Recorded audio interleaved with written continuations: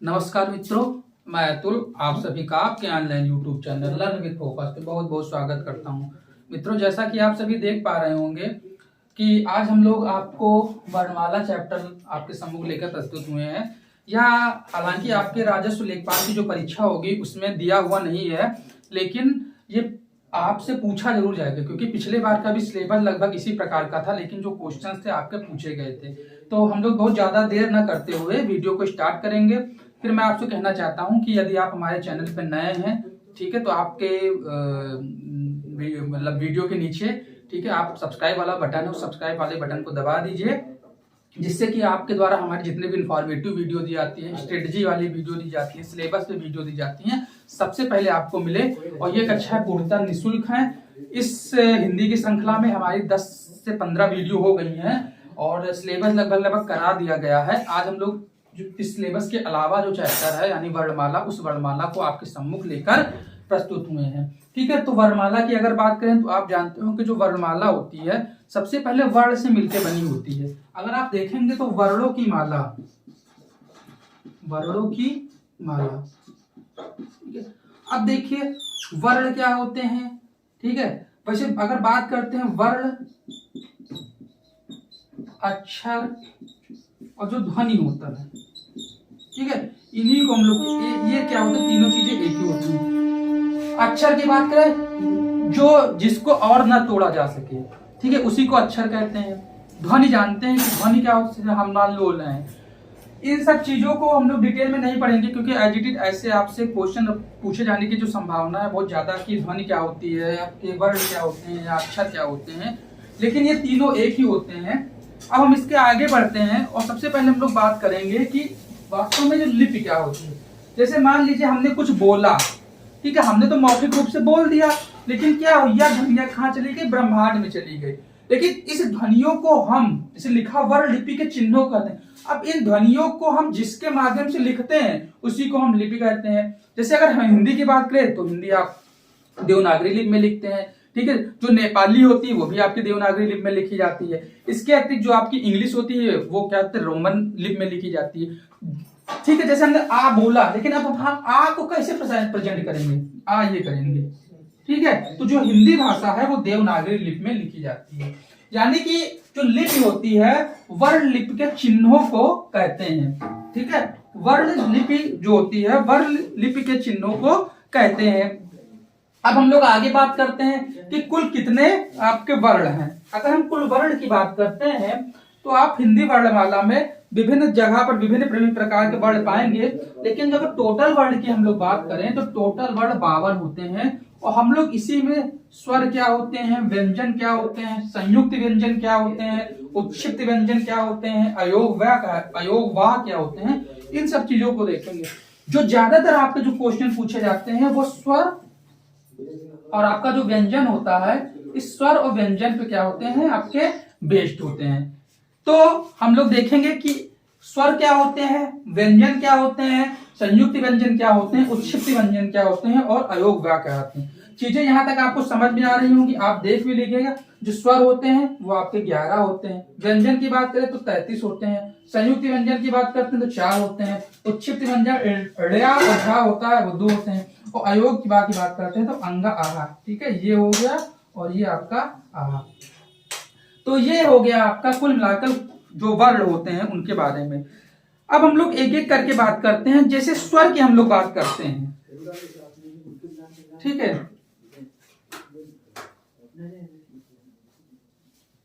अगर हम लोग स्वर की बात करें तो जैसे मान लीजिए अक्षर हो गया, अक्षर को हम लोग डिवाइड करते हैं। अक्षर ये आपका क्या होगा, स्वर, ये क्या हो गया, व्यंजन, स्वर व्यंजन, और जो ये होगा आपका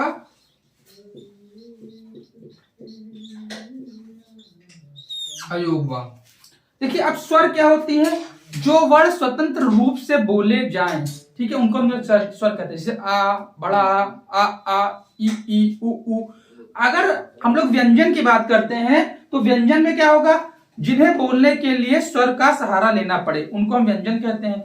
और कुछ ऐसे शब्द होते हैं, ऐसे अक्षर होते हैं जो स्वर ना तो स्वर में होते हैं पूर्ण रूप से और ना व्यंजन में होते हैं, उनको हम लोग क्या कहते हैं, अनुस्वार कहते हैं। अनुस्वार में आपने देखा अंग और आहा। अंग क्या हो गया, अनुसार, और जो आहा हो गया वो आपका क्या होगा, विसर्ग हो जाएगा। अगर अयोग आहा में बात करें तो अंग और आहा, ये अंग जो होता है आपका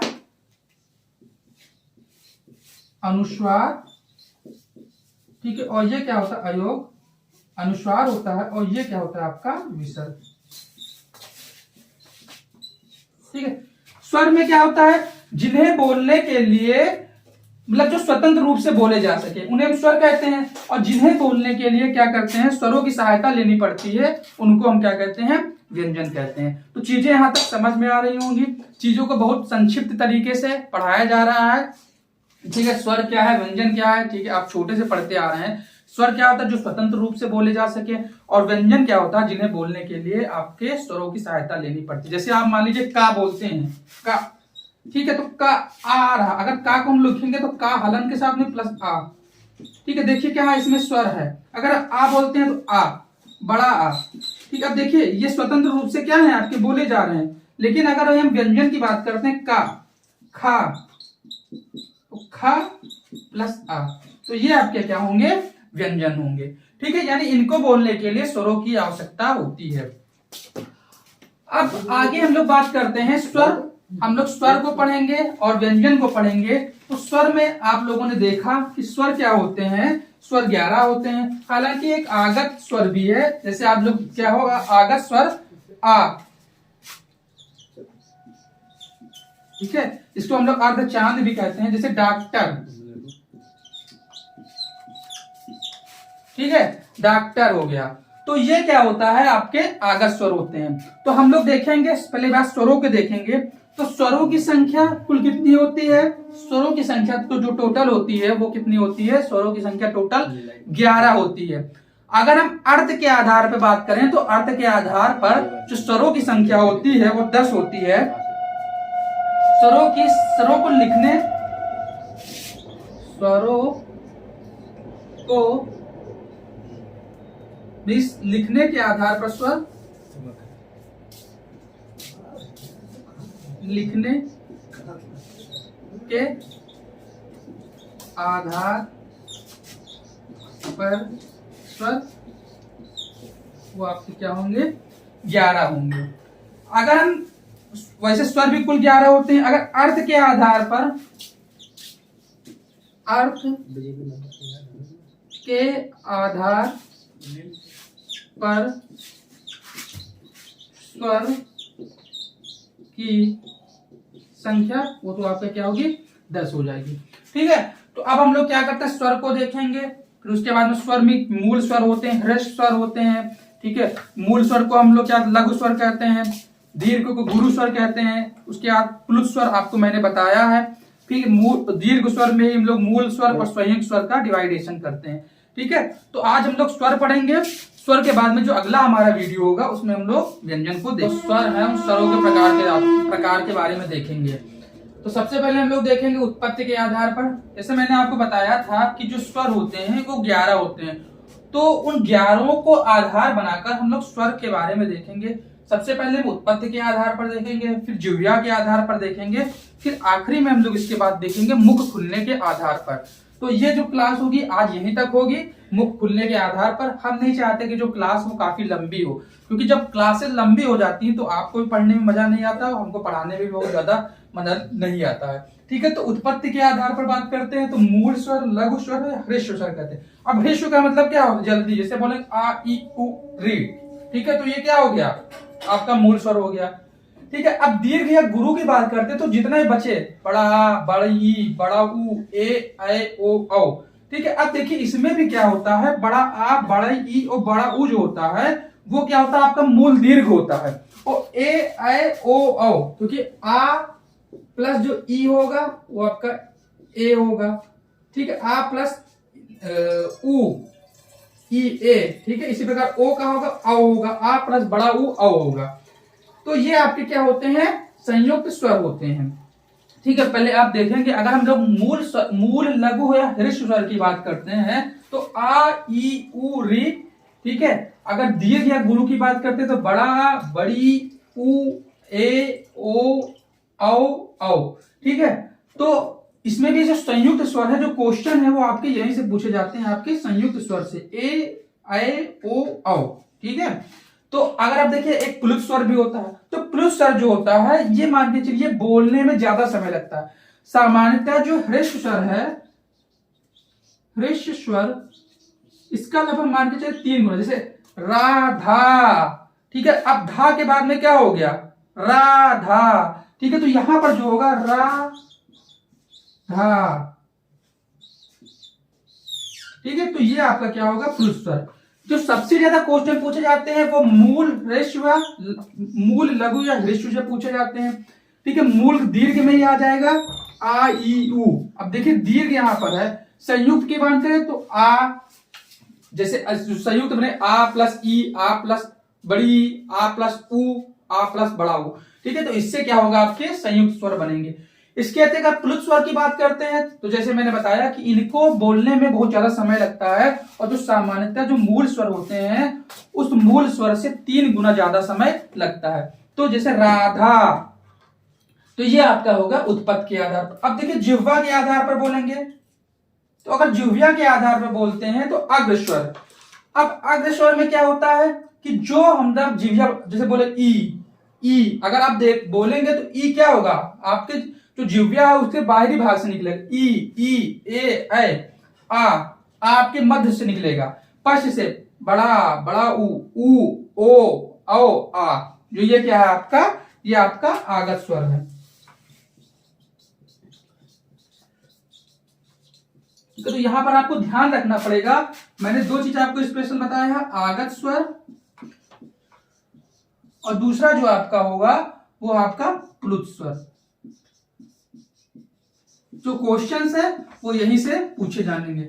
अगर हम लोग स्वर की बात करें तो टोटल 11 स्वर, छोटा बड़ा, छोटी बड़ी, छोटा उ, बड़ा उ, ऋण री, ए, ओ, औ, ठीक है। और जो अंग और आराहा होते हैं वो आपके क्या होते हैं, आयोग, ये आपको रखते हैं हम लोग आयोगवा में, जिसमें अंग क्या होता है आपका अनुस्वार होता है, और जो आहा होता है वो आपका क्या होता है, विसर्ग होता है। जब मैंने आपको विसर्ग बताया था तो जैसे नि प्लस काम क्या होता है, निष्काम, ठीक है। तो जो ये देख रहे हैं ये क्या है आपका विसर्ग का चिन्ह, ठीक है। तो ये था आपका स्वर जिह्वा के आधार पर। अब इसी में हम लोग आगे क्या देखेंगे, मुख खुलने के आधार पर। अब देखिए फिर से एक बार थोड़ा हम लोग रिपीट कर लेते हैं। सबसे पहले हमने देखा मूल लघु या ह्रस्व आ ई उ री, उसके बाद में दीर्घ या गुरु जितने भी आएंगे। अब इसमें देखिए अगर टोटल हम लोग बात करते हैं टोटल 11 होते हैं। आप लोग देखिएगा आ ई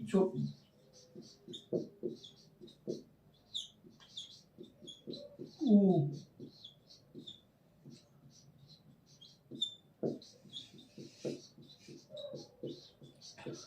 हालांकि आपके सिलेबस का पार्ट नहीं है लेकिन मैंने यहां पर आपको बता दिया है। अब देखिए ये आपका क्या होगा, मूल या लघु आ ई उ और री। अब इसके बाद जो भी बचेगा वो क्या आ जाएगा आपका दीर्घ या गुरु में आ जाएगा, ठीक है, +4। अब इस दीर्घ या गुरु में भी बात करते हैं तो मूल दीर्घ, ठीक है। अब देखिए मूल दीर्घ में भी, अब दीर्घ में क्या होगा, जैसे बड़ा बड़ी बड़ाऊ, ठीक है, री का कोई दीर्घ होगा नहीं। अब बचेगा क्या, ए ओ औ। अब यही से आप क्या पूछ लेते हैं कि निम्नलिखित में से कौन संयुक्त स्वर है, ठीक है। तो संयुक्त स्वर आपके ए ओ औ, क्योंकि आ प्लस ई, आ प्लस बड़ी, आ प्लस उ, आ प्लस बड़ा उ से आपका ए ओ औ बोलते हैं। इसके आगे हम लोग आते हैं जिह्वा के आधार पर अग्रस्वर। आप बोलेंगे ई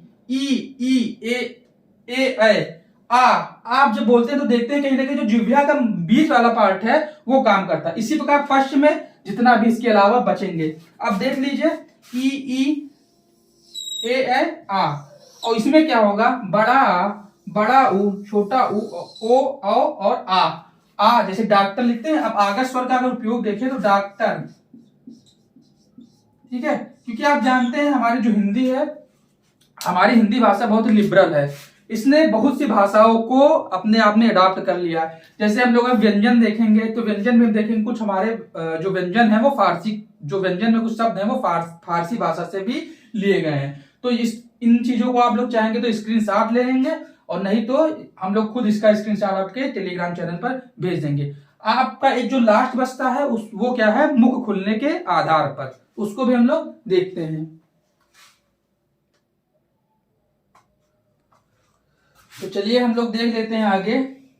जैसे कि मैंने इसके पहले आपको क्या बताया, स्वरों के प्रकार में मैंने उत्पत्ति के आधार पर बताया है, फिर जिह्वा के आधार पर बताया है। अब हम लोग क्या करते हैं, मुख खुलने के आधार पर, क्योंकि जो क्वेश्चन है यहां से भी ज्यादा पूछ लेते हैं। अगर हम लोग समृद्ध स्वर की बात करें तो समृद्ध स्वर में क्या होता है, मुख लगभग बंद ही सा रहता है। जो समृद्ध स्वर होता है इसमें जो मुख है वो लगभग बंद ही रहता है। जैसे ई ऊ, ठीक है, छोटी बड़ी ई ऊ बड़ा ऊ। अगर हम लोग अर्ध स्वर की बात करते हैं तो जो मुंह है वो थोड़ा सा खुलता, ओ ए। विवृत स्वर की बात करते हैं तो जो आ है वो विवृत स्वर है, इसमें जो आपका मुख है वो पूरी तरीके से खुल जाता है।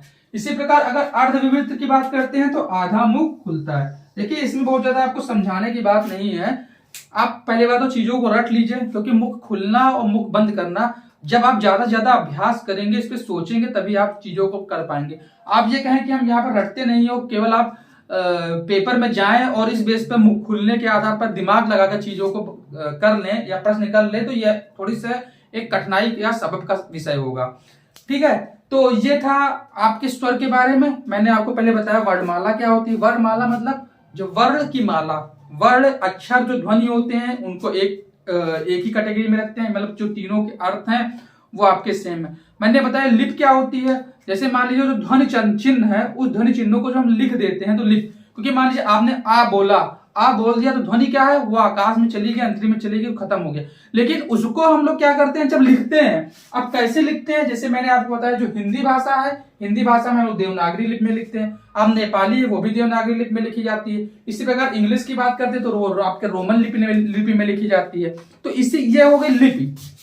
अब फिर उसके बाद में हम लोग देखा कि जो हमारी वर्णमाला, उस वर्णमाला में टोटल कितने आपके 52 शब्द हैं, जिसमें आपका स्वर है, व्यंजन है, फिर व्यंजन के बाद मैंने आपको बताया संयुक्त व्यंजन, उत्क्षिप्त व्यंजन जो कुछ अलग तरीके से हैं, और आपके फाइनली अयोगवाह। इन सबको हम लोगों ने देखा। उसके बाद हम लोग स्वर पे आए। स्वर क्या होते हैं, ऐसे अक्षर होते हैं जो दूसरों की सहायता के बिना बोले जाते हैं। व्यंजन होते हैं जिन्हें बोलने के लिए स्वरों की सहायता लेनी पड़ती है। अयोगव्याह होते हैं जो ना तो पूर्ण रूप से व्यंजन होते हैं ना तो पूर्ण रूप से स्वर होते हैं। इनके बीच की कैटेगरी में होती है अंग और आहा। अंग को हम लोग क्या बोलते हैं, अनुस्वार बोलते हैं, और जो आहा है हम लोग उसको विसर्ग बोलते हैं। फिर उसके बाद हम लोग आगे हैं, उस पे हम लोगों ने देखा उत्पत्ति के आधार पर स्वर कितने प्रकार के होते हैं। फिर उसके बाद में जिह्वा के आधार पर हम लोग स्वरों को देखा, और फाइनली मुख खुलने के आधार पर स्वर कितने प्रकार के होते हैं। तो ये थी आज की हमारी वीडियो। आशा करता हूं कि वीडियो आपको अच्छी लगी होगी। अगर अच्छी लगी है तो वीडियो को लाइक कर दीजिए और ज्यादा से ज्यादा लोगों में शेयर कर दीजिए। फाइनली एक बात फिर मैं आपको कहना चाहता हूं कि यदि आपको लेखपाल भरना है तो उसके लिए आपको कुछ एक्स्ट्रा नहीं करना है, बस सिंपल सी पढ़ाई करनी है, क्योंकि थोड़ी पढ़ाई से ही आप अपने लेखपाल बनने के सफर को पूरा कर सकते हैं। और हमारी पूरी टीम आपके साथ कंधा से कंधा मिलाकर लेखपाल के बनने के सफर में आपको सहयोग करेगी। ठीक है, धन्यवाद। आप लोग लास्ट तक वीडियो में बने रहे इसके लिए धन्यवाद। जय हिंद, मिलते हैं नेक्स्ट वीडियो में।